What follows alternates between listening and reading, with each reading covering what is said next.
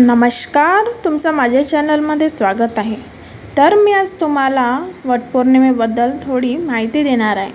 सगळ्या बायांना एकच प्रश्न पडतो की वटपौर्णिमेला कोणत्या कलरची साड्या घालायची, कोणत्या कलरचे बांगड्या घालायचे। तर व्हिडिओ पूर्ण बघायला विसरू नका। वटपौर्णिमेला शुभ रंग हे आहेत, या रंगाच्या तुम्ही साड्या घालू शकता। लाल रंग सौभाग्य, प्रेम आणि मंगल कार्याचे प्रतीक मानले जाते। हिरवा रंग समृद्धी, आनंद आणि पतीच्या दीर्घ आयुष्याचे प्रतीक मानले जाते। पिवळा रंग शुभता, सकारात्मकता आणि देवीची कृपा मानले जाते। तर तुम्ही हा रंग घालू शकता। गुलाबी रंग प्रेम, सौम्यता आणि आनंदाचा प्रतीक। केशरी रंग उत्साह, ऊर्जा आणि अध्यात्म। तर तुम्ही या कलरच्या साड्या घालू शकता। तर तुम्ही कोणते रंग टाळावे तर ते बघाच।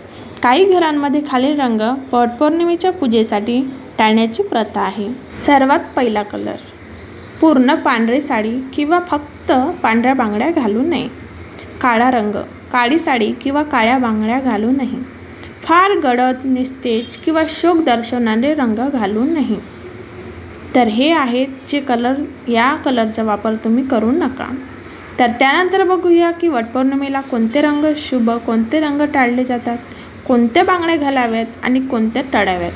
तर हिरव्या कलरच्या बांगड्या, लाल कलरच्या बांगड्या, सोनेरी कलरच्या बांगड्या, तसेच हिरवा लाल मिक्स अशा बांगड्या तुम्ही वापरू शकता। परंतु काळ्या कलरच्या बांगड्या, पांढऱ्या कलरच्या बांगड्या अशा प्रकारे तुम्ही बांगड्या वापरू नका, ते अशुभ मानले जातात। तर तुम्हाला माहिती आवडली का? आवडली असेल तर कमेंटमध्ये नक्की कळवा।